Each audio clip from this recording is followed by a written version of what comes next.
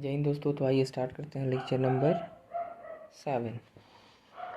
अब तक हमने लेक्चर नंबर 6 में यहाँ ऊपर तक पढ़ा है। अब यहाँ से सर कंटिन्यू करेंगे। ओके, तो आइए देखते हैं शेयर होल्डर्स को फ्री में शेयर इशू कहाँ से करते हैं। क्या फ्री में शेयर इशू करते हैं? नहीं सर, प्रॉफिट के ही फॉर्म में उनको शेयर इशू कर देते हैं। प्रॉफिट जो होता है उसको देने की जगह शेयर इशू कर देते हैं in the form of bonus. Okay sir, ठीक है। तो शेयर होल्डर्स को फ्री में शेयर इशू करना मतलब is equals to bonus share issue करते हैं, ठीक है। कहाँ से करते हैं सर? फ्री रिजर्व से करते हैं bonus share issue. Free reserve मतलब सर जनरल रिजर्व्स, ठीक है। प्रॉफिट एंड लॉस का credit balance means current year में प्रॉफिट, ठीक है। SPR, ठीक है, amount which is available in cash. SPR का वो अमाउंट जो कि कैश में अवेलेबल हो, ऐसा नहीं नन कैश वाला नहीं। आपको याद होगा हमने पीछे एग्जांपल डिस्कस किया था एक नन कैश और कैश वाला, तो उस टाइप के नहीं, ठीक है। For bonus issue of equity shares following reserves में be used in this sequence only. एकदम स्ट्रिक्टली याद रखिएगा, इस सीक्वेंस को भूलना नहीं है, इसी को फॉलो करना है। कैसे प्रायोरिटी देंगे बोनस इशू करने के लिए? बोनस इशू करने के लिए सर सबसे पहले हम यूज़ करेंगे CRR, capital redemption reserves. Second number पे सर सिक्योरिटी प्रीमियम रिजर्व्स, ठीक है, वो रिजर्व्स का पार्ट जो कि अवेलेबल इन कैश हो, ठीक है। थर्ड नंबर पे सर यूज़ करेंगे रिजर्व्स, जनरल रिजर्व्स या रेवेन्यू रिजर्व्स, मतलब प्रीवियस ईयर का प्रॉफिट, ठीक है। और सबसे लास्ट में अगर ये तीनों अगर सर यूटिलाइज हो गया तो सबसे लास्ट में आता है प्रॉफिट एंड लॉस अकाउंट का credit balance means current year का बैलेंस। बट जनरली यहाँ तक बात कंपनी पहुँचने नहीं देता। अगर उसको बोनस इशू करना है सिर्फ इन द फॉर्म ऑफ शेयर तो वो इन तीनों चीज़ों से ही संभाल लेता है। बट बोनस और अगर दोनों में देना है तो फिर बात ही अलग है। कुछ फॉर्म कैपिटल का दे दिया, ठीक है। अगर दोनों चीज़ इशू करनी है तो कुछ प्रॉफिट में से दे दिया और कुछ इन तीनों में से कैपिटल के रूप में दे दिया और कुछ इधर डिविडेंड के रूप में दे दिया, ठीक है सर। तो इधर देखिए, बोनस के लिए पहले पुराने रिजर्व्स को यूज़ करेंगे। इन चारों में से सबसे पुराना रिजर्व, ठीक है, कैपिटल रिडेम्पशन रिजर्व्स। अभी आगे पढ़ेंगे कि ये ऐसा सीक्वेंस सर क्यों है, ठीक है। ये चीज़ हम अभी जानेंगे, ठीक है। नहीं जानेंगे तो लास्ट में हम इस चीज़ को ज़रूर बताएंगे, ठीक है। आइए नेक्स्ट स्लाइड पे चलते हैं। देखिए CRR सर बनता क्यों है। अब तक हमने पीछे लेक्चर्स में वो तीनों पॉइंट को देख लिया है कि करेंट ईयर का प्रॉफिट सर क्या होता है, फिर से जनरल रिजर्व्स क्या होता है, सिक्योरिटी प्रीमियम क्या होता है। अब हम देखेंगे इस टॉपिक में पूरा का पूरा फोकस है सर CRR बनता कैसे है सर। दो टाइम ऐसा है जब CRR बनता है, ठीक है। Case 1, case 2। एक तो है सर केस 2 कि इक्विटी शेयर होल्डर्स को इक्विटी शेयर को बाईबैक करने पर, ठीक है। बाईबैक क्या होता है ये भी आगे पढ़ेंगे। अभी से बस जो चीज़ बोलते जाएंगे बस सुनते जाइए सर। देखिए प्रेफरेंस शेयर को रिडीम्शन रीपे करने के चक्कर में भी क्या बन जाता है शेयर होल्डर्स, ठीक है। जो प्रेफरेंस शेयर को, ठीक है, जब हम रिडीम या रीपे करते हैं शेयर होल्डर्स के लिए, ठीक है, तो उस चक्कर में ये बनता है, ठीक है। फ्री रिजर्व्स कब मानते हैं? जब कैश मिल जाए तो उसे कहते हैं फ्री रिजर्व्स, मतलब वो अनरियलाइज्ड नहीं, अनरियलाइज्ड वैल्यू जब आपके हाथ में आ जाए एज अ रियलाइज्ड वैल्यू तब वो फ्री रिजर्व्स माना जाएगा, ठीक है। चलिए सर नेक्स्ट स्लाइड देखते हैं, एक मिनट। एग्ज़ाम्पल मान लीजिए कि आपने एक कंपनी ओपन मान लीजिए आप CA बन गए, ठीक है, और तुमने एक कंपनी ओपन किया, ठीक है। कंपनी ओपन कर रहा है, हो सकता है कैश में नहीं हो सकता है एसेट्स में लगा हो, ठीक है। ये तो दूसरा पॉइंट है सर। तो इस पॉइंट को भी ना देखें, ये ऊपर वाले का पॉइंट है, ये कट की इधर आया हुआ है, ठीक है। तो इस चीज़ों को ना देखें, यहाँ से समझिए, ठीक है। देखिए यहाँ से एग्जांपल थोड़ा ऐसे करके गया हुआ था, ठीक है। देखिए एग्जांपल, मान लीजिए आप कंपनी ओपन कर रहे हैं, ठीक है, आप सीए बन गए। अब कैपिटल चाहिए कंपनी ओपन करने के लिए। 10 लाख आपने सर, 1 मिनट पे चेंज करना पड़ेगा। 10 लाख आपने अपना लगाया, ठीक है।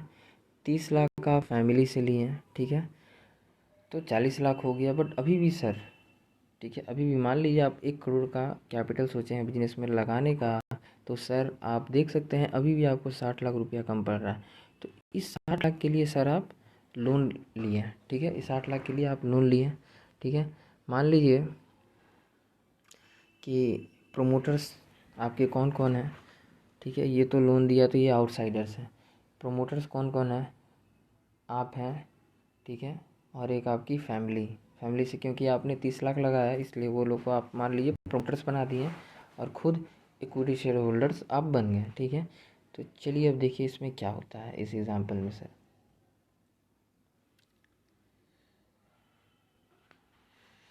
अरे यार, पेन काम नहीं कर। चलिए, तो देखिए सर, ₹1 करोड़ से मान लीजिए आपने बिजनेस स्टार्ट किया, ठीक है। 60 लाख देने के लिए, ठीक है, आपका बैंक आया आगे, ठीक है। 30 लाख आप अपने फैमिली से लिए, ठीक है। तो ऑनर कितना अमाउंट लगा रहा है बिजनेस में, ये देखते हैं लोग। ये आउटसाइडर्स पार्टी, मान लीजिए फैमिली है तो फैमिली तो सर आपको थोड़ा डिस्काउंट दे देगा। बट अगर कोई फैमिली के अलावा कोई बाहरी पर्सन है, आपका कोई रिलेटिव है, तो वो लोग ये चीज़ देखता है कि ऑनर कितना अमाउंट लगाया है बिजनेस में, ये देखा जाता है। मेन नोटिस क्या होता है sir, this is the main point of notice that how much amount owner gives in business. Owner कितना पैसा लगा रहा है, that is the main matter, ठीक है सर। ओके, केस देखिए, इन केस ऑनर पैसा निकालेगा अगर बिजनेस से, तो सबसे पहले प्रॉब्लम होगा किसको, आउटसाइडर को। अब मान लीजिए जो बैंक का आपको सर 60 लाख रुपया दिया, आप 60 लाख के कर्ज में हैं। अगर आप उसमें से मान लीजिए पैसा बाहर निकालते हैं, ठीक है, तो क्या होगा, आउटसाइडर्स जो आपको 60 लाख का लोन दिया है उसको तो भाई आपत्ति हो गई कि भाई तुम मेरे को नहीं दे रहा, बिजनेस से पैसा निकाल रहा है, ठीक है। तो same in case of company, so that जब भी शेयर होल्डर्स को पैसा दिया जाता है सबसे पहले प्रॉब्लम होता है आउटसाइडर्स को, ठीक है, क्रेडिटर्स, लोन प्रोवाइडर्स या बैंक को, ठीक है। जब भी आप शेयर होल्डर्स को, आपके preference share holders, equity share holders को आप डिविडेंड वगैरह कुछ भी आप पैसा देंगे इन द फॉर्म ऑफ प्रॉफिट, ठीक है, तो आउटसाइडर्स को सबसे पहले प्रॉब्लम होगा सर, जाहिर सा बात है, क्योंकि वो आपको पैसा दिया है आपके बिजनेस में 60 लाख का, इस टाइप में, ठीक है।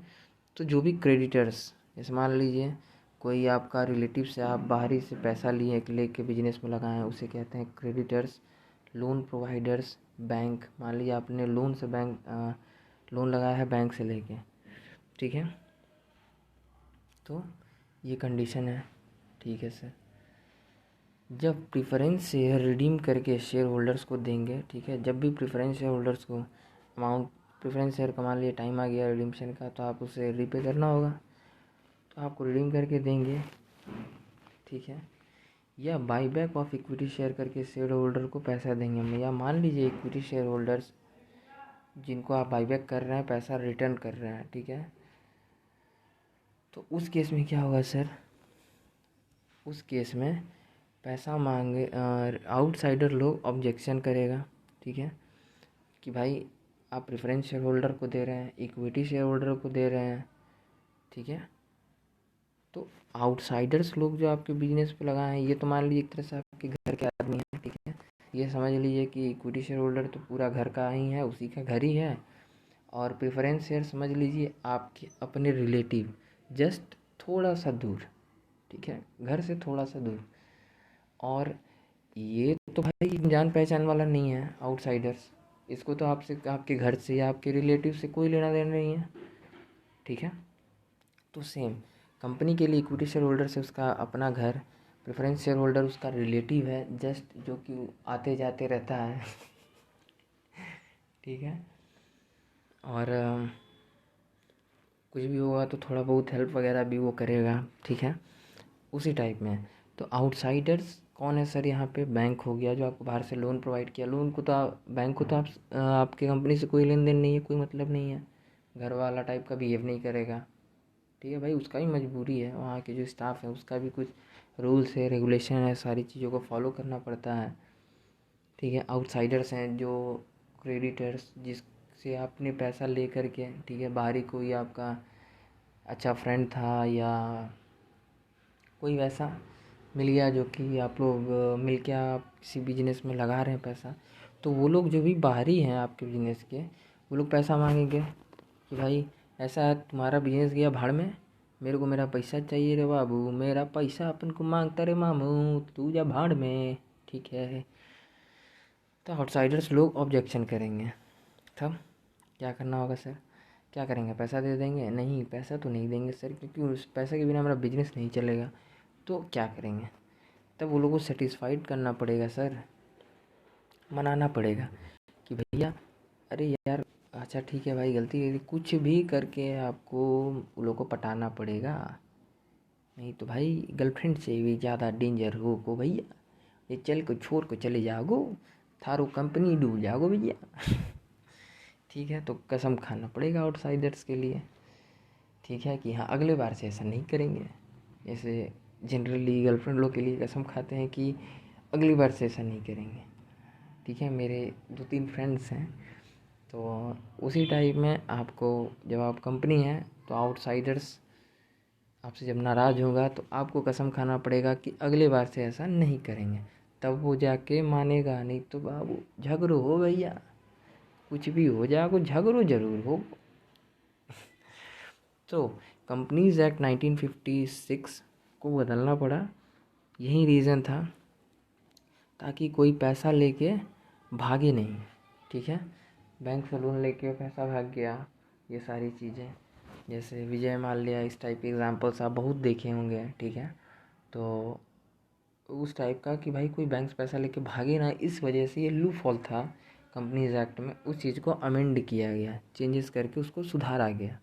ठीक है सर, चलिए first in case of equity share में, ठीक है, और सेकंड प्रीफरेंस शेयर के केस में। ठीक है, अब हम इस चीज़ों को वन बाई वन पढ़ना स्टार्ट करेंगे। देखिए, इक्विटी शेयर के केस में 100% बाईबैक नहीं कर सकते हैं। ठीक है, लॉ क्या नियम लाया कि आप 100% बाईबैक सर नहीं कर सकते हैं। ठीक है, कंपनी अपने पूरे लाइफ में, जब तक कंपनी ज़िंदा रहेगा, जब तक कंपनी चलेगा, मैक्सिमम 25% तक का कर सकता है बाईबैक। एक कंपनी जब तक ज़िंदा रहेगा 100% बाईबैक नहीं कर सकता इक्विटी शेयर होल्डर्स को, सिर्फ 25% शेयर होल्डर्स को बाईबैक कर सकता है। ठीक है सर, अब यही बात जब आता है प्रीफरेंस शेयर के केस में, तो यहाँ क्या होता है, 25% वाला रूल अप्लाई ही नहीं है यहाँ। मतलब एक कंपनी अपने लाइफ में 100% तक प्रेफरेंस शेयर होल्डर को बाईबैक कर सकता है। ठीक है, ये रूल तो सर अप्लाई ही ना होगा भैया, तो 100% तक प्रेफरेंस शेयर को रिडीम कर सकता है। ठीक है सर, तो रिडीम कर देगा तब क्या होगा, तब ही दिक्कत है सर, भी नहीं मानोगी गर्लफ्रेंड भैया, आप कितना ही मना लियो, झगड़ो होगो तो होगो, छोरी कहो कि मानोगो ना, तब क्या करेंगे सर, मनाना तो पड़ेगा भैया। तो उसी तरह कंपनी भी बोलता है कि भाई मनाना तो पड़ेगा, इनको छोड़ तो सकते नहीं आउटसाइडर्स को, पटाना तो पड़ेगा। तो देखिए, जब भी कंपनी रीपे या रिडीम करेगी तो कंपनी को बनाना पड़ेगा प्रेफरेंस शेयर के लिए। ठीक है, तो कंपनी को क्या बनाना पड़ेगा कि प्रेफरेंस शेयर के लिए वो पैसा कहाँ से लाएगी। जैसे इस एग्जांपल में आपका 30 लाख का आपने फैमिली से लिया, तो आपको जब भी कंपनी ये पैसा रिडीम करेगी प्रेफरेंस शेयर को, ठीक है, रीपेमेंट करेगी, जब वो मैच्योर हो जाएगा, जब वो उसका पेमेंट डेट आ जाएगा, कंप्लीट हो जाएगा प्रेफरेंस शेयर उसका टाइमिंग, तो उसको जब भी आप 30 लाख रुपए रिडीम करेंगे, ठीक है, तो कंपनी को बनाना पड़ेगा इसके लिए। ठीक है, बताना पड़ेगा। एग्ज़ाम्पल, कंपनीज एक्ट क्या कहता है इससे रिलेटेड एग्ज़ाम्पल देखिए सर। एग्ज़ाम्पल हम जैसे 10 लाख हम अपना लगाए थे, 30 लाख फैमिली से लिए थे। तो कंपनीज एक्ट कहता है कि कहाँ से लाओगे ये 30 लाख रुपए का पे। ये जो 30 लाख रुपए आपको सर पेमेंट करना है प्रेफरेंस शेयर होल्डर्स को on the date of redemption, ये आप सर कहाँ से लाएंगे। ठीक है, ये 30 लाख अमाउंट की बातें हो रही है। ठीक है, ये 30 लाख आप कहाँ से लाएंगे, कंपनी एक्ट पूछता है। ठीक है, तो क्या है सर, 2 टाइप से हम पे कर सकते हैं। ठीक है, किस 2 तरह से सर, या तो प्रॉफिट से दे दो, ठीक है, या न्यू शेयर इशू करके उसको दो, बट आप हमारा पैसा नहीं देंगे। जैसे गर्लफ्रेंड भाई, चाहे शादी हो या वो तो झगड़ा हो तो हो कि भाई हम अपना सामान नहीं देंगे, आपकी बहन का शादी है तो आप कहीं से भी लाइए भैया। वैसे ही क्रेडिटर रूठ गया कि भैया प्रेफरेंस शेयर होल्डर आपका, बहन आपकी, शादी हो रहा है आपकी बहन का, तो सामान कौन खरीद के देगा, कहाँ से दीजिएगा वो आप समझिए, हम अपना दहेज का सामान नहीं देंगे। तो उसी तरह क्रेडिटर भी गुस्सा हो जाता है कि हम अपने सामान नहीं देंगे, हम अपना पैसा नहीं देंगे कि तुम, हम देंगे 60 लाख रुपया और तुम प्रेफरेंस शेयर होल्डर को 30 लाख दे के तुम आराम से घूमो, ऐसा नहीं होगा। ठीक है, तो क्या करेंगे, तो इस केस में सर या तो आप उतना प्रॉफिट कमाते, तो देखिए क्या करेंगे, या तो प्रॉफिट से देंगे या तो सर न्यू शेयर इशू करके देंगे। ठीक है, अब देखिए कैसे, देखिए या तो प्रॉफिट, या तो प्रूफ कर दो कि सफिशिएंट प्रॉफिट है ड्यूरिंग प्रीवियस ईयर में। ठीक है, बता दीजिए, प्रूफ कर दीजिए कि हाँ सर मेरे पास है प्रॉफिट। तो जैसे आदमी पत्नी को कह देता है कि भाई ठीक है तुम अपना सामान अपने पास रखो, कोई दिक्कत नहीं है भाई, आपका दहेज मैडम आपको मुबारक, शानदार ज़बरदस्त जिंदाबाद, मेरे पास में इतना पैसा है कि हम अपनी बहन का शादी कर सकते हैं। तो इसी सेंस में आपको वहाँ भी कंपनी को प्रूव करना पड़ता है कि भाई आपका जो पैसा है वो सेफ़ रहेगा मेरे पास ऑलरेडी इतना प्रॉफिट है कि हम अपनी बहन का शादी कर सकते हैं। दैट मीन्स कंपनी का बहन प्रेफरेंस शेयर होल्डर का शादी कर सकते हैं। ठीक है, मतलब उसको पेमेंट दे सकते हैं। ठीक है, या तो सर दूसरा टाइप का एक क्या है सर, दूसरा टाइप इक्विटी शेयर्स या प्रेफरेंस शेयर इशू करके पैसा आएगा उससे पे करेंगे 30 लाख। या तो क्या करेंगे, जैसे अब मान लीजिए आपके पास प्रॉफिट नहीं है, पत्नी देने के लिए मान लीजिए रेडी नहीं है सामान, आपके पास उतना पैसा नहीं है, बहन का शादी करना है, क्या करेंगे सर, इन दैट केस आप बाहर से अपने फ्रेंड्स लोगों से लोन लेंगे।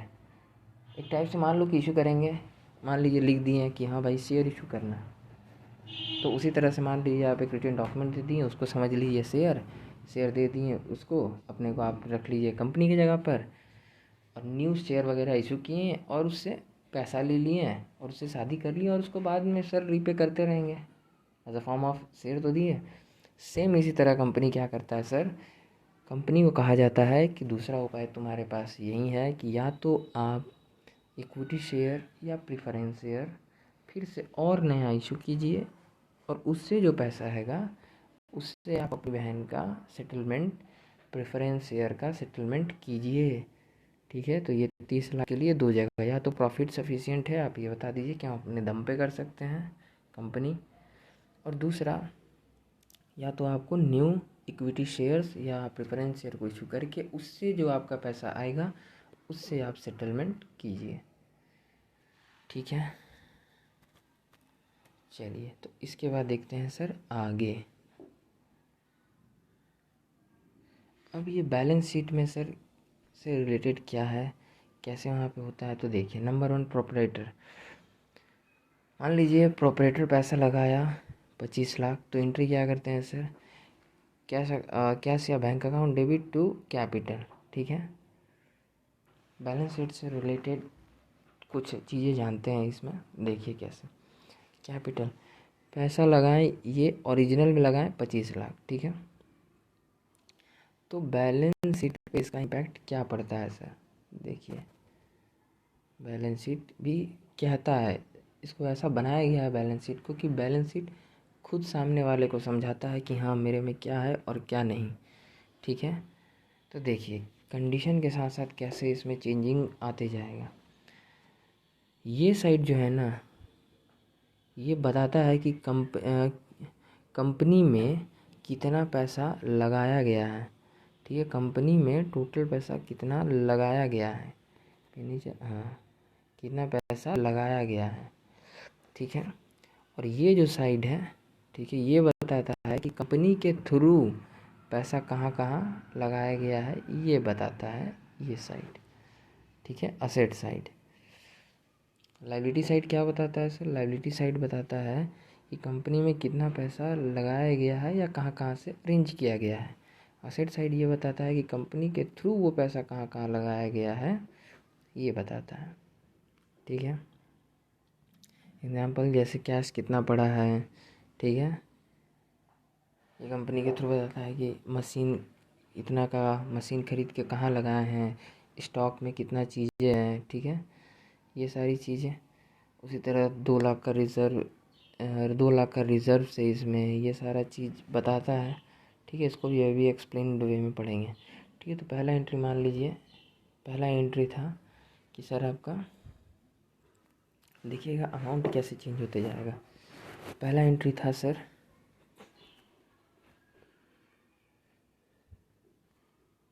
Cash account debit to capital, मतलब 25 लाख बिजनेस में आया, दैट मीन्स कैपिटल 25 लाख और cash 25 lakh, balance sheet tally. ठीक है, एंट्री नंबर 2 हुआ मशीनरी परचेज की है, machinery account debit to cash, 16 lakh का मशीन आया, कैश गया, मशीन का आया, कैश गया। ठीक है, तो कैश जब कट गया सर, तो अब देखिए कैपिटल तो सर आपका 25 लाख ही है, but in the form of क्या है, मशीन के लिए मशीन के फॉर्म में है 16 लाख, और सर कैश के फॉर्म में है अब 25 लाख नहीं है, अब बचा हुआ है 9 लाख। ठीक है, अब देखिए सर तीसरा एंट्री पे इफेक्ट देखिए, परचेज किए हैं कुछ गुड्स। ठीक है, 6 लाख का, कैपिटल 25 के 25 है। ठीक है, मशीनरी आपका मशीन के फॉर्म में वो 25 लाख का 16 लाख रुपया यूज़ हो रहा है। ठीक है, यहाँ देखिए यूज़ हो रहा है, 3rd नंबर कंडीशन। ठीक है, स्टॉक ले लिए सर 6 लाख का, कैश क्या हो गया, कैश 6 लाख से सर 3 लाख हो गया। जो परचेज़ किए हैं, purchase account debit to cash किए हैं, तो कैश गया, परचेज आया, बिजनेस गया तो बिजनेस भी गया। ठीक है, तो देखिए, तो सर परचेज़ किए हैं, कैश गया और गुड्स आया, तो स्टॉक बढ़ा, कैश घटा। सेम 25 लाख इधर भी है, 25 लाख इधर भी है। ठीक है, अब देखिए कंडीशन नंबर, बेचे नहीं है, स्टॉक में है अभी, ये लास्ट ऑप्शन है सर। देखिए अगला सेल की है। ठीक है, तो सेल किए 8 लाख का, तो cash account debit to sales. ठीक है, यहाँ एंट्री नंबर 4, 5, 6, 7, 8 1 बाई 1 इसको बोलते जाएंगे, और उधर से हम लोग कोरिलेट करते जाएंगे। ठीक है सर, तो देखिए कैश सेल किए 8 लाख का। ठीक है, 8 लाख का कैश सेल किए, अब क्या हो गया सर, कैश सेल किए, तो आप देखिए इफेक्ट नंबर 4 था एंट्री ना, कहाँ है एंट्री नंबर 4, 8 लाख का सेल किए गुड्स। ठीक है, इम्पैक्ट ऑन बैलेंस शीट ये बता दिए। देखिए इम्पैक्ट ऑन ट्रेडिंग अकाउंट क्या इम्पैक्ट पड़ता है सर, देखिए सेल किए 8 लाख का। ठीक है, परचेज किया हुआ है 6 लाख का। ठीक है, 6 लाख का माल को आपने 8 लाख में बेचा, दैट मीन्स आपने आपका क्लोजिंग स्टॉक अभी कितना है सर, 1 लाख, तो GP आया ऑटोमेटिकली सर 3। ठीक है, सेल किया 8 में, परचेज किए थे 6 में, और सर क्लोजिंग स्टॉक अभी भी है 1 का, तो GP आ रहा है सर 3। ठीक है, इधर का टोटल 9, इधर का टोटल 9। परचेज जो किए थे सर 8 में, परचेज जो किए थे 6 में, उसको सेल किए हैं सर 8 में, ठीक है, और प्लस 1 लाख यहाँ है, तो इंक्लूड करके माइनस जब हम करेंगे सर टोटल क्लोजिंग स्टॉक वगैरह सब कुछ मिला के, तो ये 3 हो जाएगा, ठीक है सर, 3 लाख अभी है। चलिए उसके बाद नेक्स्ट देखते हैं। अरे यार पेज ही उठा। तो इस एंट्री का भी इफेक्ट देख लीजिए, सेल किए तो कैश आया, ठीक है, गुड्स गया, गुड्स सेल, तो देखिए कैश सर बढ़ गया 11 लाख से स्टॉक पे, अभी इफेक्ट पड़ा 5 लाख का गया, ठीक है, 5 लाख का गुड्स 8 लाख में बेचे हैं, ठीक है, 5 लाख का गुड्स 8 लाख में बेचे हैं एंट्री नंबर 4 में,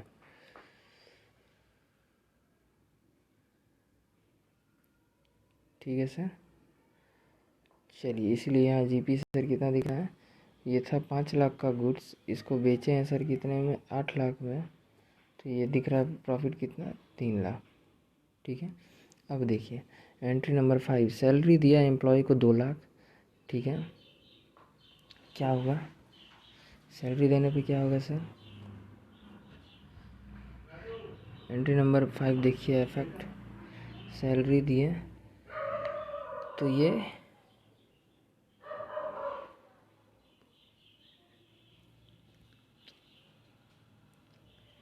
सैलरी दी एम्प्लॉय को मीन्स लायबिलिटी कम हुआ, कैश गया, ठीक है, कमीशन आया इनकम, ठीक है, तो 1 लाख इन कैश बढ़ेगा और उधर से वो घटेगा, सारा इधर ही एसेट में ही वो खिला हो रहा है, ठीक है। एसेट लायबिलिटी का देखिए कितना अच्छा कॉम्बिनेशन है, इन्वेस्टमेंट किया गया, ठीक है, एसेट और लायबिलिटी दोनों तरफ है, कुछ कुछ चीज़ें हैं जो एसेट्स में ही हो रही है चेंजिंग, कुछ चीज़ें हैं जो दोनों तरफ हो रहा है, ठीक है सर, तो ध्यान देना है। इन्वेस्टमेंट किया 5 लाख का, कैश गया, इन्वेस्टमेंट 5 लाख के रूप में आया, ठीक है, गुड्स परचेज किए 5 लाख का, ठीक है, तो परचेज कर लिया गुड्स, ठीक है सर, गुड्स परचेज किए ना जी, तो गुड्स आया 5 लाख का और गया क्या, 5 लाख कैश, तो पूरा आफ्टर 8 एंट्री होने के बाद बैलेंस शीट एक्सट्रैक्ट कितना बचेगा, कैश बचा 0, देखिए इधर का टोटल और इधर का टोटल दोनों बराबर है, ठीक है, देखिए बैलेंस एक्सट्रैक्ट कंपनी में कितना पैसा लगाए हैं स्टार्टिंग के टाइम में या फिर कहाँ कहाँ से पैसा लाए हैं, ये क्या है फॉर कंपनी, ये source of this all are, ये सब क्या है sir, capital reserve and surplus liability, ये सब कंपनी के लिए क्या है for company, this is this all are source of income of funds, ठीक है, ये सारी चीज़ें सोर्स है, इनकम का सोर्स है, ठीक है, जिसमें कैपिटल के रूप में 25 लाख आया है बिजनेस में, रिजर्व्स के रूप में 2 लाख अभी रखा हुआ है, ठीक है सर। अब इसका इफेक्ट आप देखिए उल्टा साइन, कंपनी के थ्रू ये पैसा कहाँ कहाँ लगाए हैं, ठीक है, थोड़ा थोड़ा लगा होगा कुछ टाइम में लास्ट लाइन ऑफ पेज, ठीक है, वो तो लास्ट का है, तो ये देखिए कंपनी के थ्रू वो पैसा कहाँ कहाँ लगाए हैं ये बताता है असेट साइड, ठीक है, तो देखिए जो पैसा आपके पास कैपिटल और रिजर्व के रूप में आपने बिजनेस में लगाया था, रिजर्व के रूप में कमाया है प्रॉफिट, और कैपिटल क्या है सर, कैपिटल 25 लाख लगाए थे, रिजर्व के रूप में प्रॉफिट कमाया है 2 लाख, ये 27 लाख किस रूप में है, कहाँ कहाँ गया कंपनी के थ्रू, ये कंपनी के थ्रू कैश में भी 0 अवेलेबल है, मशीनरी में सर 16 लाख लगा हुआ है, स्टॉक के रूप में भी 6 लाख लगा हुआ है, इन्वेस्टमेंट के रूप में सर 5 लाख लगा हुआ है, ठीक है, हेंस प्रूव कंपनी में प्रॉफिट है तो वो कैश के फॉर्म में पैसा होना ज़रूरी नहीं है। आप देखिए यहाँ पे 2 लाख का सर रिजर्व एंड सरप्लस है, 2 लाख का ये अमाउंट है रिजर्व एंड सरप्लस में, reserve and surplus 2 lakh, but cash कितना है 0 है, क्योंकि ये 2 लाख कहाँ है सर, ये 2 लाख हो सकता है इन्वेस्टमेंट में हो, किसी ठीक है। तो ये भी चीज़ें नीचे लिखी हुई हैं कि देखिए, हेंस प्रूव कि प्रॉफिट है तो वो कैश के फॉर्म में ऐसा ज़रूरी नहीं है। Profit means reserves and surplus के फॉर्म में भी हो सकता है, ठीक। प्रॉफिट रिजर्व्स एंड सरप्लस के फॉर्म में है ही 2 लाख, ठीक है। या 3 नंबर ये भी हो सकता है कि प्रॉफिट का यूटिलाइज कर दिया गया एसेट्स में थोड़ा थोड़ा करके, या थोड़ा थोड़ा करके लगा हो कुछ आइटम्स में लास्ट लाइनों पे, जैसे थोड़ा सा 2 लाख, ये जो 2 लाख है हो सकता है सर ये जो 2 लाख का रिजर्व्स एंड सरप्लस के रूप में प्रॉफिट है, कैश तो जीरो है। हो सकता है इन्वेस्टमेंट में 1 लाख लगा हो, स्टॉक में 50 शेयर लगा हो, मशीनरी में 50 शेयर लग गया हो, ठीक है। तो वो चीज़ें ये यहाँ पे भूला जा रहा है, ठीक है। आगे चलते हैं। इन्वेंट्री है ना, हाँ ये उसका बस पार्ट है, इसमें ये वही सेम पेज है, बस इसके इस पॉइंट को समझाने के लिए यहाँ पे ये चीज़ पेज एक एक्स्ट्रा खींचे थे, क्लिक किए थे। देखिए, reserves and surplus, having reserves and surplus or profit with us does not mean that we must have cash equal to that profit. Our profit may be in the form of other assets like stock, investment, etc. वही चीज़ को कहा जा रहा है sir कि ज़रूरी नहीं है कि अगर प्रॉफिट है आपके कंपनी में तो वो हर बार कैश के रूप में ही हो। वो हो सकता है कि थोड़ा थोड़ा करके किसी सारे एसेट्स में बट गया हो, या फिर प्रॉफिट के रूप में करेंट ईयर के प्रॉफिट के रूप में वो रिजर्व्स में हो, ठीक है, रिजर्व्स एंड सरप्लस में हो, ठीक है। तो ज़रूरी नहीं है कि अगर कैश जिस बिजनेस में कैश नहीं है उसमें प्रॉफिट नहीं है। ये पॉइंट ये प्रूव करता है।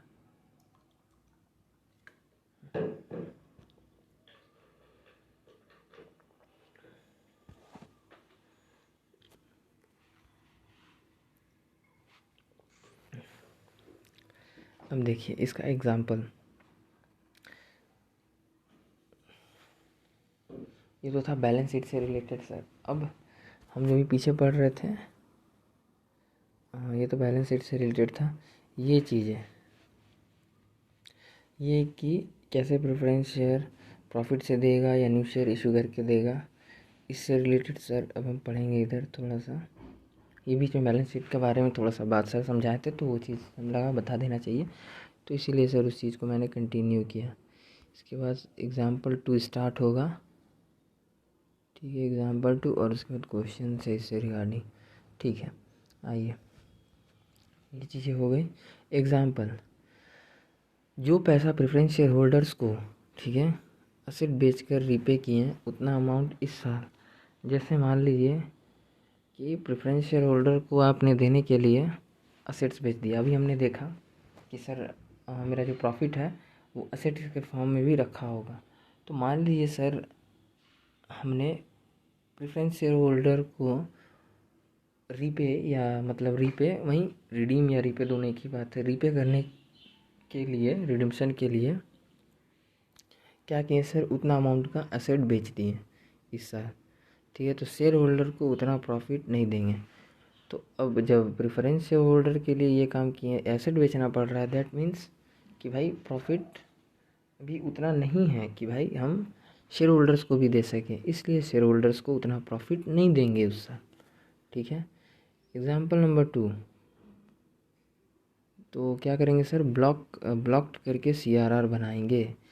तो उस केस में आउटसाइडर के लिए असेट्स को बेच के पैसा दे दिए। अब भाई साहब हो वो बवाल, ये आप कैसे दे दिए, कैसे कैसे कर दियो भैया। तो हमने कहा कि भाई ठीक है मैडम, कसम खाते हैं कि अगले बार से नहीं करेंगे ऐसा हरकत, अगली बार से आपको परेशान नहीं करेंगे, ठीक है। मान लीजिए आपने ये कसम खाया, वैसे ही कंपनी भी कसम खाता है आउटसाइडर्स के लिए कि ठीक है अगले बार से ये हरकत नहीं करेंगे।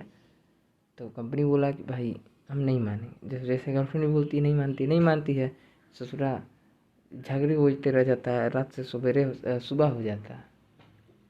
तो उसी तरह भाई ये भी नहीं मान रहा है, कंपनी का भी गर्लफ्रेंड है जो आउटसाइडर्स नहीं मान रही है, ना ना ना ना। कंपनी लास्ट में बोलेगा ठीक है कसम खाते हैं कि इतना अमाउंट ब्लॉक करके रखेंगे, किस रूप में, CRR के रूप में, ठीक है सर। तो यही चीज़ था। एग्जाम्पल देखिए अगला, मान लीजिए आप बैंक से 12 लाख का लोन लिए, ठीक है, 12 लाख का लोन लिए। बैंक को एश्योरिटी देना है कि 12 लाख को ब्लॉक करके रखेंगे तुम्हारे लिए। बैंक कंपनी के लिए गर्लफ्रेंड है, ठीक है। ठीक उसी तरह मान लीजिए आप कुछ पैसा आप अपना बहन का शादी करने के लिए प्रेफरेंस शेयर को देने के लिए, ठीक है, आपने कुछ हरकत कर दिया उल्टा सीधा, ठीक है। तो मतलब इन द सेंस उल्टा सीधा का मतलब भाई साहब कि प्रेफरेंस शेयर का पेमेंट के लिए आपने अपना कंपनी का एसेट बेच के आप अपना कुछ कपड़ा वगैरह बेच के, ठीक है, मान लो अपना कुछ लैपटॉप बेच दिए हैं, ठीक है, आपके पास BMW कार था वो बेच दिए हैं।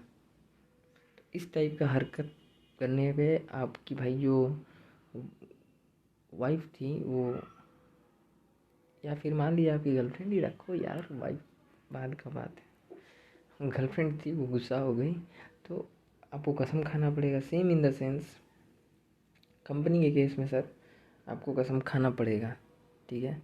तो 12 लाख का मान लीजिए अगर बैंक आपको लोन दिया तो बैंक को आपको एश्योरिटी देना पड़ेगा, 12 लाख देना पड़ेगा कि 12 लाख को आपके लिए ब्लॉक करके रखेंगे हर हालत में, ठीक है। तो यही 12 लाख अमाउंट जिसे ब्लॉक किया जाता है उसे कहते हैं कैपिटल रिडेम्पशन रिजर्व, CRR। समझ गए क्यों करते हैं सर? इसी को कहते हैं ब्लॉक करके CRR बनाना, ठीक है सर। तो यही 12 लाख का अमाउंट जो हम ब्लॉक करेंगे बैंक की एश्योरिटी के लिए, इसे कहते हैं CRR क्रिएट करना। Why company create CRR? अब एक क्वेश्चन आया मन में सर कि कंपनी CRR क्यों बनाएगा सर? क्योंकि उसकी गर्लफ्रेंड, जैसे आप क्यों अमाउंट ब्लॉक करेंगे सर? क्योंकि आपकी गर्लफ्रेंड गुस्सा है। तो उसी तरह कंपनी की गर्लफ्रेंड आउटसाइडर जो है वो उससे गुस्सा हो गई, नाराज हो गई। बहुजन ने कहो कि नाराज हो गो छोरी, कैसे मनाओ भैया? तो कंपनी कहो हो कि भाई to provide assurity to outsiders, ठीक है, we are not going to distribute ₹12 lakh.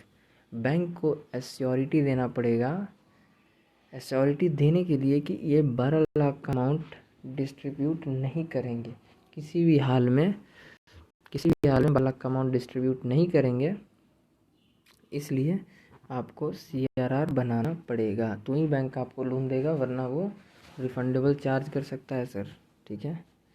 तो चलिए अब नेक्स्ट स्लाइड पे देखते हैं। Changes after 60% repayment of preference share. मान लीजिए एक क्वेश्चन था सर दिए थे एग्जाम्पल ड्रेसिंग बनाने के लिए क्लास में। एग्जाम्पल 2, बैलेंस शीट का एक्सट्रैक्ट, शेयर होल्डर फंड है सर 30 + 8 लाख। ये तो बात क्या है, ये तो आंसर है सर, ये आंसर है। एक मिनट ये जो ग्रीन है ना, ये सारा ग्रीन जो है आंसर है, ठीक है। मान लीजिए आपके पास ये भी ग्रीन आंसर है, ठीक है सर। तो देखिए बैलेंस शीट है आपका एक्सट्रैक्ट, शेयर कैपिटल दिया हुआ है 50 लाख, रिजर्व्स एंड सरप्लस दिया हुआ है 38 लाख। 1 note number 2। अब देखिए अगला में क्वेश्चन क्या है सर,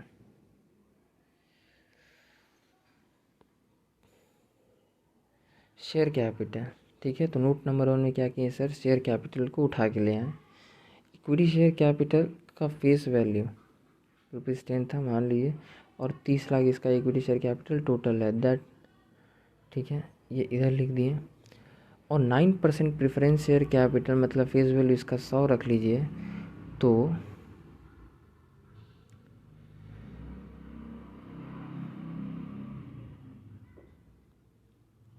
20 लाख माइनस 12 लाख, ठीक है। एक मिनट देखते हैं कहाँ गया,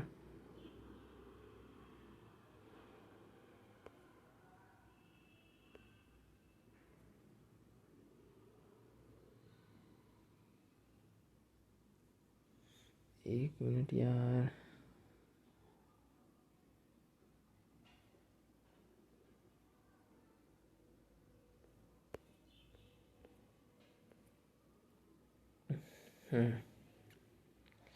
तो देखिए 9% प्रेफरेंस शेयर होल्डर था, ठीक है, 100 रुपये के हिसाब से, जिसमें से सर 12 लाख को आपने रिडीम कर दिया, ठीक है, रीपे करना था आपने, ठीक है सर।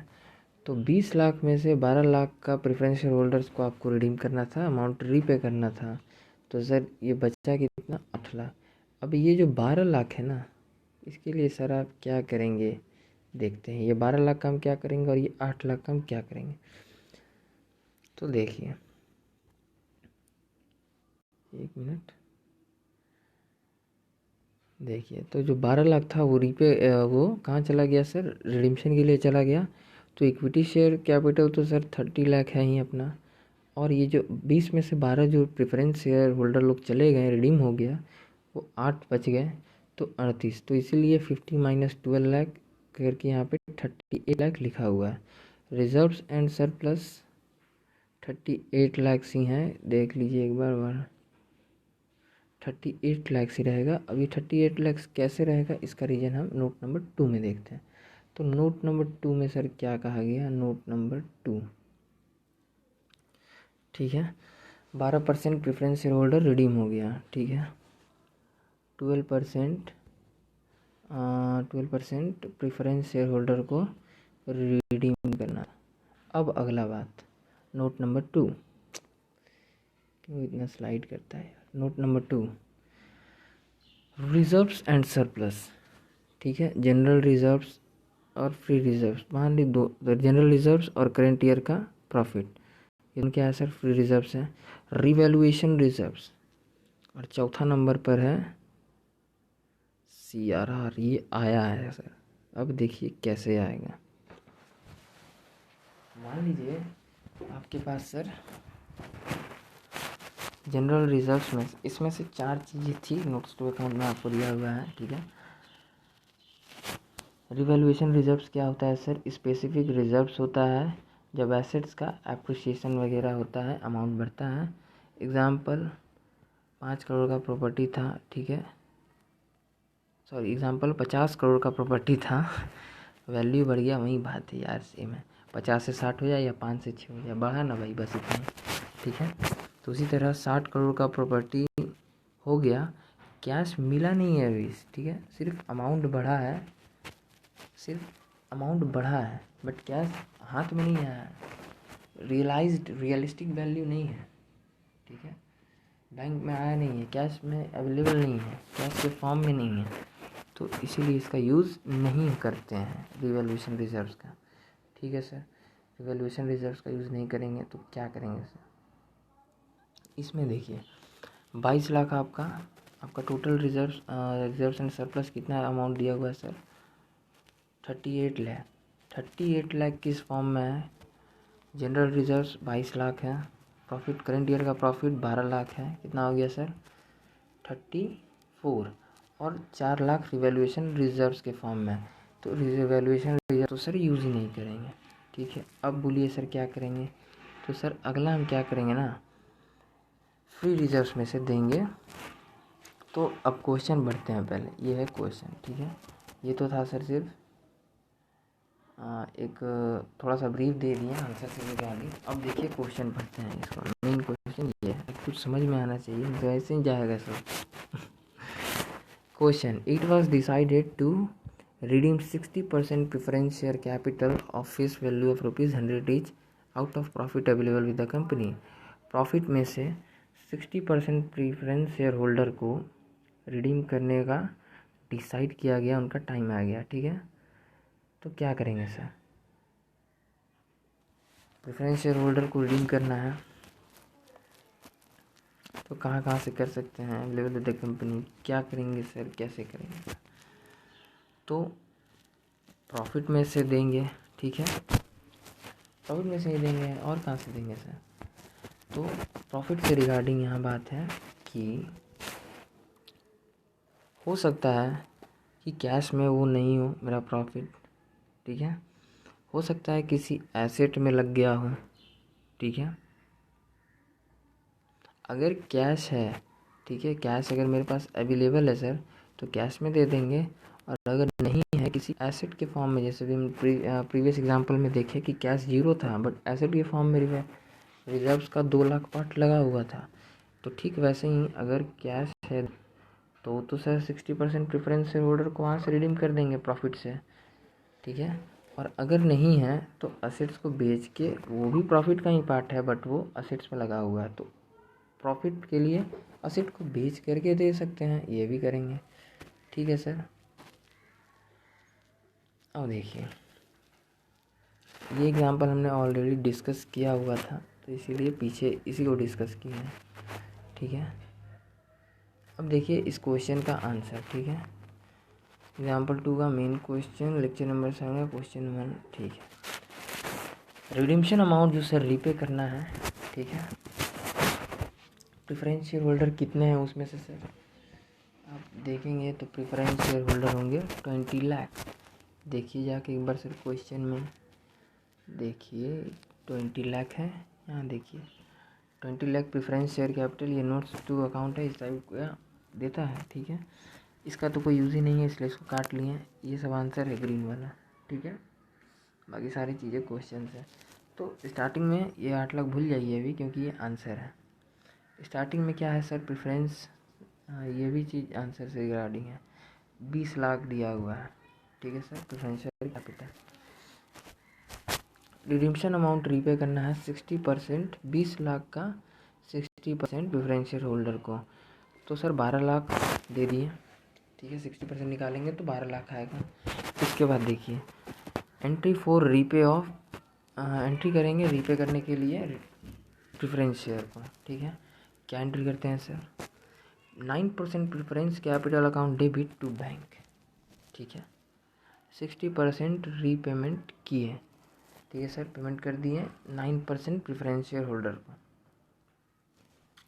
9% प्रेफरेंस शेयर होल्डर का 60% प्रेफरेंस शेयर होल्डर, ठीक है। 60% इन the sense 60% means 12 lakh, 12 lakh का जो अमाउंट के था, ठीक है। 12 लाख का अमाउंट का जो हमारे कंपनी में प्रेफरेंस शेयर होल्डर थे, उनका रिडीम्शन का टाइम आ गया और उनको सर जैसे शादी का टाइम आ जाता है बहन का तो शादी करना पड़ता है, वैसे ही कंपनी का भी बहन होती है प्रेफरेंस शेयर, उसका टाइम आ गया सर शादी का, तो भाई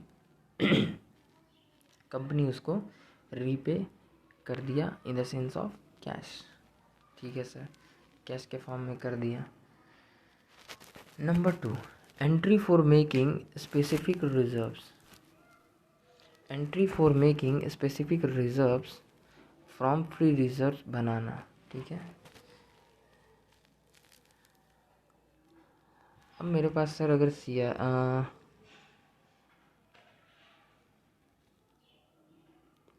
अब देखिए तो सर शादी कर दिए तो भाई क्या होगा, बवाल होगा। आउटसाइडर जो कंपनी की गर्लफ्रेंड थी बवाल कर दी कि एकदम भाई क्यों ऐसे क्यों किए, क्यों किए भाई, मेरा लोन है तुम्हारे पास, तुम रीपे कर रहे हो प्रेफरेंस शेयर होल्डर को, ठीक है। तो इन दैट केस क्या किया गया, according to this question create from general reserves, ठीक है। जनरल रिजर्व्स क्या किए सर, जनरल का स्पेसिफिक पर्पस का रिजर्व्स क्रिएट किए, किससे, फ्री रिजर्व से, ठीक है। तो जनरल रिजर्व को बुलाए, बोले भाई फ्री रिजर्व हो 12 लाख रुपए दे दो, और उस अमाउंट को ब्लॉक कर दिए CRR के रूप में, ठीक है। जनरल रिजर्व्स का 12 लाख अमाउंट दरवाज़ा से बाहर गया और उधर से घूम के दरवाज़ा के अंदर कौन आया सर, दरवाज़ा के अंदर वो CRR बन के आ गया, वो 12 लाख अमाउंट ब्लॉक है, उसको यूज़ आप नहीं कर सकते हैं, ठीक है। तो फर्स्ट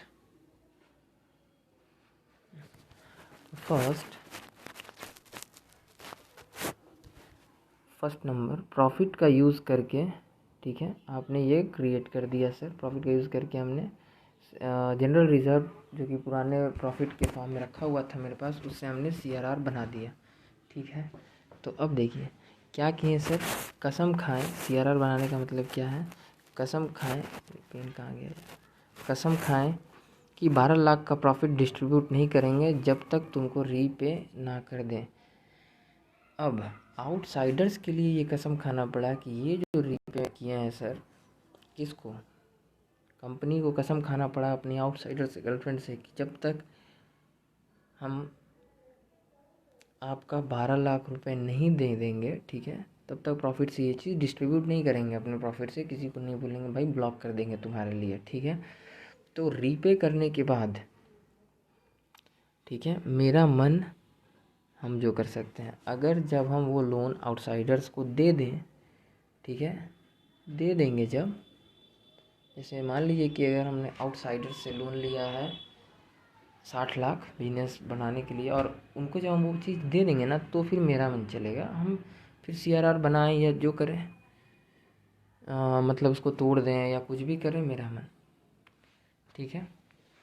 तो नंबर 2, सफिशिएंट नहीं होगा प्रॉफिट, तो अगर प्रॉफिट यहाँ जैसे देखिए सर, सफिशिएंट नहीं, यहाँ सफिशिएंट है, ठीक है सर, यहाँ सफिशिएंट है प्रॉफिट पेमेंट देने के लिए, ठीक है। ये 12 लाख के लिए जनरल 12 लाख के लिए कहाँ से लिया सर आपने, देखिए ये 12 lakh sir profit sir sufficient है, 22 लाख मेरे पास जनरल रिजर्व था, ठीक है, उसमें से सर हमने दे दिया 12 लाख, ठीक है। तो 12 लाख सर दे दिए, उसी वजह से ये इतना झमेला तामझाम खड़ा हो गया कि भाई तुम उसको दे रहा है। ये जो करंट ईयर का प्रॉफिट था ना, ये तो सर 12 लाख हम वो बनाए, CRR बनाए, ठीक है। वो नीचे का 12 लाख का हम बात कर रहे हैं, देखिए और बताते हैं थोड़ा सा। ये जो करंट ईयर का प्रॉफिट है 12 लाख हमको देना था, ठीक है सर। तो 12 लाख अमाउंट यहाँ से जैसे ही दिए प्रॉफिट, बस आउटसाइडर कंपनी का गर्लफ्रेंड आया, एकदम झगड़ा स्टार्ट, आए कैसे दे दिया, कैसे दे दिया भाई साहब, आपको नहीं देना चाहिए था, वो झगड़ा है भैया। तो कंपनी क्या किया सर, कसम खाया। क्या कसम खाया, कंपनी बोला ठीक है 12 लाख तो प्रॉफिट दे दिए, ठीक है, प्रेफरेंस होल्डर था, बट मेरा जो फ्री रिजर्व्स है ना मैडम, इसमें से हम कसम खाते हैं आपके लिए 12 लाख का जो हम उसको पेमेंट कर दिए हैं प्रॉफिट का, इस 12 लाख के लिए सर हम आपके लिए सर बना देते हैं मैडम, ब्लॉक कर देते हैं, और CRR बना दिए 12 लाख का, ठीक है सर, बना के CRR बना दिए। आप देखिए यहाँ आंसर में नीचे दिया हुआ है, CRR करके ब्लॉक कर दिए 12 लाख, और ये जो 22 लाख था फ्री, ये अब 10 लाख अमाउंट दिख रहा है, ठीक है। और इस पेज में कुछ है नहीं, बाकी सारे आंसर्स पीछे ही हैं। चलिए, तो अगर ये चीज़ सर सफिशिएंट नहीं होता तो नहीं होगा प्रॉफिट, तो न्यू शेयर इशू करके लाते हैं। तो फिर सेकंड केस याद है, आउटसाइडर को गारंटी चाहिए कि आप कहाँ से देंगे पैसा, या तो प्रॉफिट सफिशिएंट है, जनरल रिजर्व्स वगैरह है मेरे पास, हम दे देंगे, प्रूव कर दो, या आपको न्यू शेयर इशू करना पड़ेगा, प्रेफरेंस शेयर वगैरह इशू करके आप वहाँ से पैसा लाते हैं, और तब हम सर इस चीज़ को रीपे करते हैं। थर्ड नंबर कंडीशन, दोनों में से कुछ नहीं होगा ना, तो रीपे या रिडीम ही नहीं कर पाएंगे, ठीक है, प्रेफरेंस शेयर होल्डर को, ठीक है। तो ये बड़ा ही जोरदार केस है, और अगर ऐसा हो गया तो कंपनी डिफ़ॉल्टर बन जाता है, ठीक है। अब आइए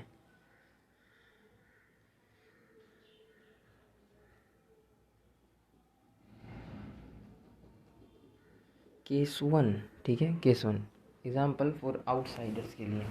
देखिए केस 1, मान लीजिए नॉन करेंट एसेट्स है, ठीक है, अभी इसी चीज़ को समझाया जा रहा, थोड़ा और अपडेटेड मतलब अपर लेवल पे इसको समझाते हैं। नॉन करेंट एसेट्स मान लीजिए 60 लाख है, करेंट एसेट्स सर 20 लाख है, 80 लाख हो रहा है। इक्विटी शेयर कैपिटल 20 लाख है, प्रेफरेंस शेयर कैपिटल 10 लाख है, reserves and surplus free reserves आपके पास 15 लाख है, फ्री है ये पूरा फ्री। लाइबिलिटी है आपके पास सर 35 लाख का, आपने लाइबिलिटी अपने कंपनी में बाहर से पैसा लेके आप आए हैं। तो this is normal sequence to follow when company is winding up, ठीक है, मतलब जनरली अगर कंपनी बंद हो रहा है, ठीक है सर, तो इस केस में क्या करते हैं, सबसे पहले आउटसाइडर्स को पैसा करेंगे, आउटसाइडर्स को रीपे करेंगे, सेकंड में सर प्रेफरेंस शेयर होल्डर को देंगे, ठीक है, और सबसे लास्ट में देंगे पैसा किसको, इक्विटी शेयर होल्डर्स को, because they are owner of company and all decisions are taken by equity share holder, ठीक है, इन्हीं का डिसीजंस होता है सब कुछ, तो इसलिए इनको सबसे लास्ट में। ठीक है सर। बट केस टू में सर क्या है, केस टू देखिए, बट कंपनी वाइंडिंग अप नहीं हो रहा है, सिर्फ प्रेफरेंस शेयर का टाइम हो गया तब रिडीम किए। ठीक है, अब ये जो प्रेफरेंस शेयर होल्डर्स थे, इनका टाइम हो गया सर रिडीम्शन का, कि ये 10 लाख को आपको रिडीम करना है, तब आप क्या करेंगे, बैलेंस शीट। अब इस कंडीशन में बैलेंस शीट देखिए, एक नॉन करेंट आपके पास 60 था, यहाँ भी 60 है, करेंट में इफेक्ट हुआ है थोड़ा सा, और रिडीम में इफेक्ट हुआ है प्रेफरेंस शेयर कैपिटल में। ठीक है सर, तो देखिए आपके पास नॉन करेंट था 60 लाख का, करेंट था 20 लाख का, current assets, equity share capital था सर 20 लाख का, यही सेम वही चीज़ बैलेंस शीट उतारा गया है। ठीक है, देखिए इक्विटी शेयर कैपिटल था 20 लाख का, प्रेफरेंस शेयर कैपिटल था 10 लाख का। ठीक, तो रिजर्व्स एंड सरप्लस था सर 15 लाख का, लायबिलिटी था 35 लाख का। ठीक है, अब आपने क्या किया, रिडीम्शन का टाइम आ गया, करेंट एसेट्स में से कैश के रूप में क्या किए सर, आप करेंट एसेट या एसेट बेच के लाएं या सर आप कैश से लाएं, कुछ भी लाएं, दोनों एक ही बात है। ठीक है, आपने इसमें से 10 लाख का यूज़ करके प्रेफरेंस शेयर कैपिटल को पेड कर दिया 10 लाख। ठीक है, और ये 10 लाख यहाँ से गायब हो गया सर, 0, और इधर ये 20 कट के हो गया 10। ठीक है, अब देखिए यही चीज़ हुआ है, और टोटल 70 ये दो हरकत जब ऐसा था। ठीक है, अब देखिए case number 3, before redemption, after company का हरकत। ठीक है, बिफोर रिडीम्शन, रिडीम्शन से पहले लाइबिलिटी होल्डर्स को लगा, लाइबिलिटी जो 35 लाख रुपया दिया है उसको क्या लग रहा है, आप मान लीजिए अपने आप को आप बैंक के रूप में जगह पे खड़ा रख के देखिए कि प्रेफरेंस शेयर होल्डर का रिडीम्शन से पहले बैंक को क्या दिख रहा है सर, कि मेरे पास मान लो टोटल एसेट कितना है, 60 + 20। ठीक है, लायबिलिटी होल्डर्स को लगा कि 80 में से माइनस रिजर्व्स एंड सरप्लस, ये तो कभी भी बाद में दे देंगे कंपनी को। ठीक है, ये तो कभी भी बांटा जा सकता है कंपनी को, रिजर्व्स एंड सरप्लस। तो ये 15 लाख को बैंक ने माइनस कर लिया। ठीक है, तो कंपनी को क्या दिख रहा है, बैंक जो लोन दे रही है उसे क्या दिख रहा है कि total asset minus reserves, that means ये 80 लाख के बदले सिर्फ इसको अगर सर छोड़ दें 15 लाख, तो मेरे पास कितना पैसा दिख रहा है, क्योंकि ये ना बांट सकता है, वो दोनों को तो पहले हम ही लेंगे as a general rule, first priority हम ही को है। ठीक है, लायबिलिटी होल्डर तो यही सोचता है। ठीक है, तो 65 लाख है, इसको क्या दिख रहा है बैंक को कि सिर्फ 80 में से 15 ही नहीं जा रहा है, बाकी मेरे पास कितना बच रहा है, 80 में से 15 गया तो 65 लाख। ठीक है, 80 में से 15 गया तो सर बचेगा 65 लाख। बट कंपनी का जब ये हरकत हुआ तो आउटसाइडर गया, गुस्सा हो गया। ठीक है, जैसे ही इधर से सर 10 हटा तो यहाँ से भी 10 हटा, that means preference share holder को जब आपने पेमेंट कर दिया सर, ठीक है, तो आपका करेंट एसेट भी घट गया सर। अब ये 70 हो गया, अब होगो भैया बवाल। कंपनी बोला कि 70 तो भाई तुम्हारे पास 80 था, तो अब 70 बचा है, 70 में से 15 तो सर तुम जब चाहोगे तब बांट दोगे, क्योंकि वो फ्री है, उस पर तो हम कुछ बोल भी नहीं सकते, तो वो तुम बांट दोगे। अब गया आउटसाइडर बमक। ठीक है, बोला कि भाई मेरा पैसा लाओ, कंपनी की गर्लफ्रेंड गई भाई, गुस्सा हो गो भैया, क्या करोगे। तो सर अब देखिए लायबिलिटी होल्डर्स को जो लगा था और एक्चुअल में आफ्टर कंपनी का हरकत क्या हुआ, टोटल एसेट बचा 70, इसमें से -15 करने के बाद आपको आया 55 लाख। ठीक है, तो अब देखिए आगे क्या होगा, केस 3 का बी, कंपनी को कसम खाना पड़ा। ठीक है, कि नेक्स्ट टाइम ऐसा नहीं करेंगे, तुम्हारे लिए CRR बना देते हैं। भाई आप गुस्सा मत होइए मैडम। ठीक है, तो सर क्या होगा कि ये जो फ्री रिजर्व्स थे ना, बाकी अब इस फ्री रिजर्व्स में से इनका ये जो डिफरेंस हो रहा है इसको कंपनी को मेंटेन करके रखना पड़ता है। अगर 65 पे वो लोन आपको दिया है तो ये 55 नहीं होना चाहिए, ये 65 ही रहेगा। तो इस 55 में कितना कम है सर? 10 लाख। इसीलिए आपको कितना का CRR क्रिएट करना पड़ेगा? 10 लाख का। देखिए पीछे एग्जाम्पल्स में सर तो तुम्हारे लिए CRR बना देंगे, ऐसा कसम खाया। इक्विटी शेयर कैपिटल 20 लाख है, 70 60 नॉन करेंट और करंट एसेट में सर 10 बचा देने के बाद। रिजर्व एंड सरप्लस लायबिलिटी को तो ये तो 35 है, इसका अपना अलग। फ्री रिजर्व्स देखिए अब क्या हुआ, जो फ्री रिजर्व पीछे के एग्जांपल में 15 लाख था वो 5 लाख हो गया और इसमें से CRR 10 लाख का ब्लॉक कर दिया गया। ब्लॉक करके उसको क्या कर दिए, 10 लाख उधर डाल दिए ताकि उनका वो 55 जो 65 है वो 65 बना रहे, 55 ना हो। तो कसम खाने का नतीजा क्या हुआ सर? रिजर्व एंड सरप्लस से सिर्फ 5 लाख बांट सकता है company as a profit to share holders लोगों को। अब जो इक्विटी शेयर होल्डर्स है उसको आप रिजर्व जो है अब फ्री नहीं है, पहले 15 लाख तक फ्री था, बांट सकते थे, बट रिडीम्शन कर दिए जब इसका प्रेफरेंस शेयर होल्डर का case number 1, preference share holder को रिडीम करने के चक्कर में CRR बनता है। तो जैसे ही आपने सर जी रिडीम किया तो फ्री रिजर्व से CRR बन गया और इसका मतलब क्या है, रिजर्व एंड सरप्लस से अब सिर्फ 5 लाख तक ही दे सकते हैं, अब यही अमाउंट फ्री है। देयरफॉर आउटसाइडर्स के लिए टोटल एसेट्स, अब देखिए उसके लिए क्या बना हुआ है सर, 65 कैसे आए, टोटल एसेट्स 70 लाख, ठीक है। 70 लाख में फ्री रिजर्व कितना है सर? ओनली 5, तो फ्री रिजर्व बचा सिर्फ ओनली 5, ठीक है। तो यही 70 लाख में से 5 लाख सिर्फ माइनस होगा ना, ठीक है। तो देखिए श्योरिटी कितना का है, अब बन गया 65 लाख का, इस वजह से CRR बनता है। तो 65 लाख का श्योरिटी है लायबिलिटीज़ और आउटसाइडर्स के लिए, ठीक है सर। अब देखिए ये था ये क्वेश्चन। अब हम चलते हैं बुक्स के क्वेश्चन पर, और शायद बुक्स के क्वेश्चन से ये चैप्टर फिर हो जाएगा ख़त्म। यहाँ पे इसको ये वीडियो ख़त्म होता है और अगले लेक्चर में ये हम क्वेश्चन नंबर जो भी इसमें डाला हुआ है 1 2 लेके फ़ोटो 1 2 3 4 ICI मॉड्यूल का क्वेश्चन है 5 6 7 8, ये सारी चीज़ें हम लेक्चर नंबर 8 में सर कवर करेंगे, ठीक है। Thank you. तो इसको यहीं पे रोकते हैं। Have a good day. जय हिंद।